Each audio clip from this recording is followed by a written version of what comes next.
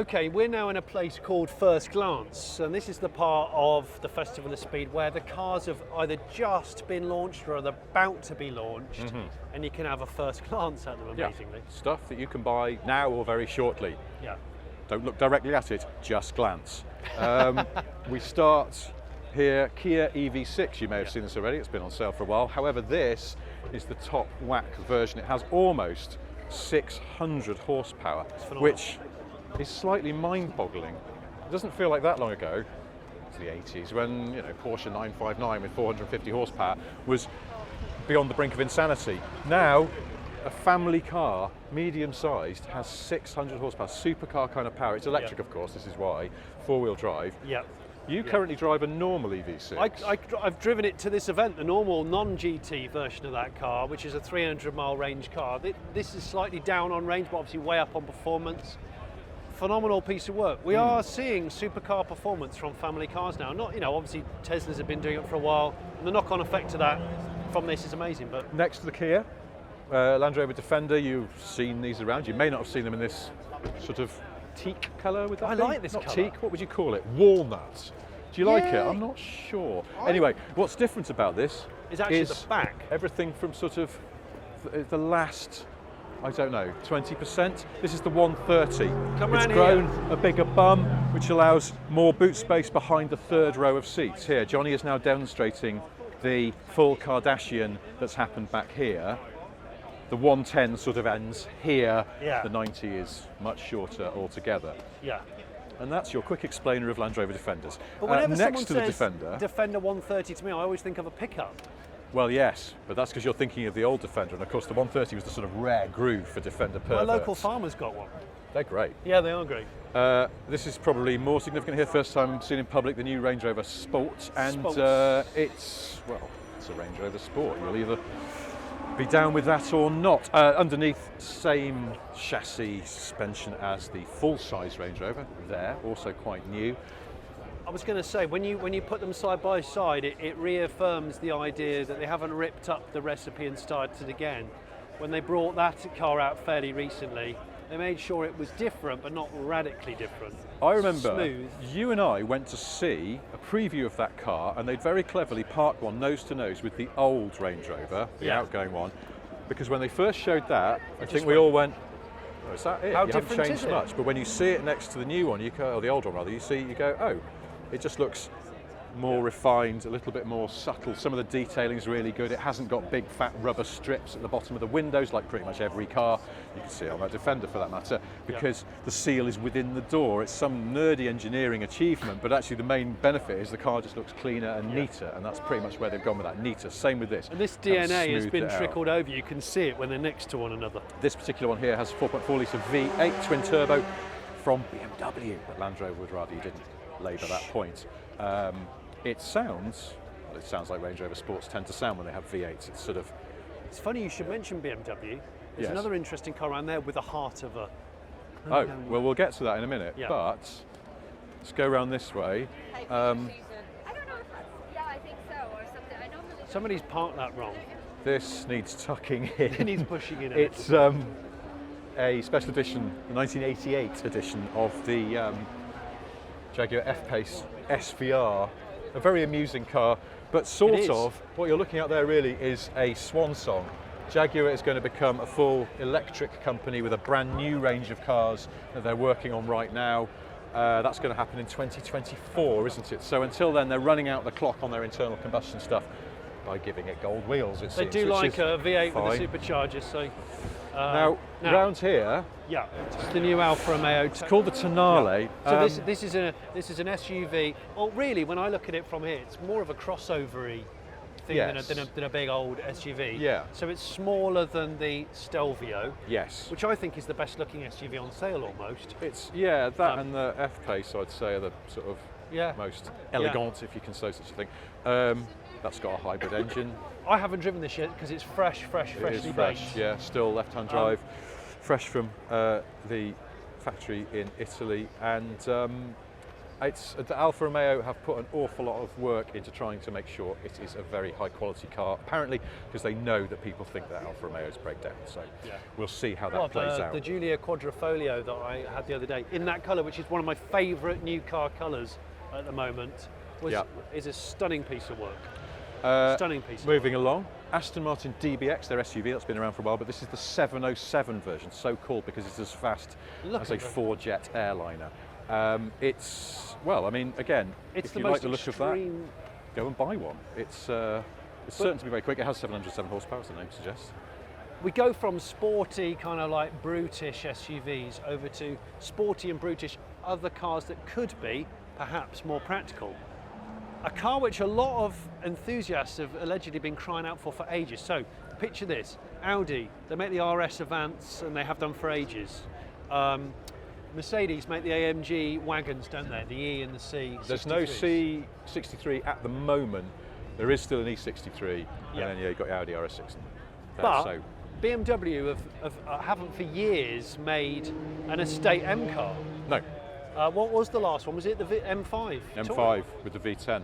And that was decades ago. Yeah. So this is it, the M3 Touring.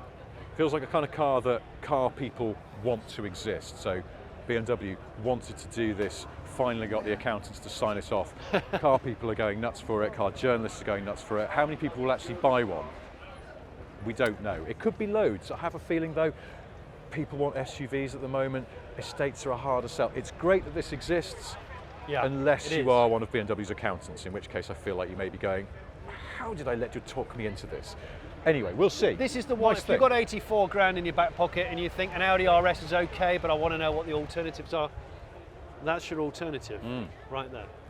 Anyway. All right, now, the GR86, replacement for the GT86. Yeah. Same recipe really, rear wheel drive, flat four, Subaru engine, now 2.4 litres. It is up on more power, a bit more torque. There's one criticism of the old one that it was you had to really rev it to get it to go anywhere. They're saying this one has got a little bit more meat on its bones. So I think it looks really nice. Yeah. I'm sure it'll be delightful to drive. And there is a Subaru version, as there was with the last one, but I don't think we're going to be getting it here. So Toyota can have that all to itself. So, the newer GR Supra. Yes.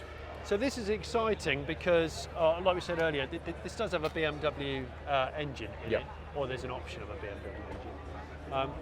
You were saying earlier, and I don't understand why they've done this, where you can buy it as a 4-cylinder or a V6, but you can only buy a manual gearbox if you buy the V6. Straight six. Sorry, straight six. BMW straight six. Straight six. Rear wheel drive, and now they were both autos, the 4 and the 6. Now you can have a manual on the 6. Looks the same as all the other Supras, except I love the way it looks personally. The Supra badge on the back is red, so if you know, you know.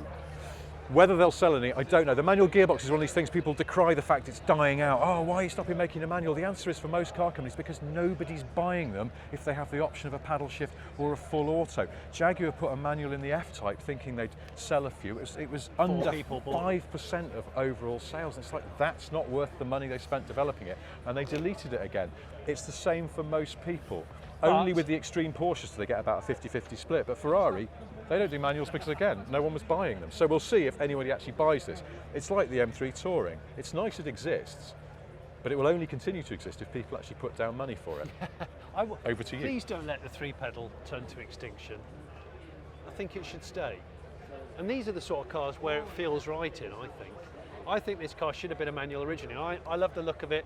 I think it's a great car that's sort of overlooked. And I love the font on the badge at the back. It's a bit Street Fighter too. Yes, it is. It is.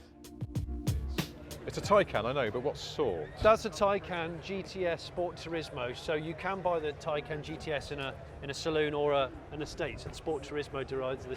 It's a more practical, bummed Taycan, but the GTS means it's a slightly sharper driver's car, but not as mental as a turbo or a Turbo S.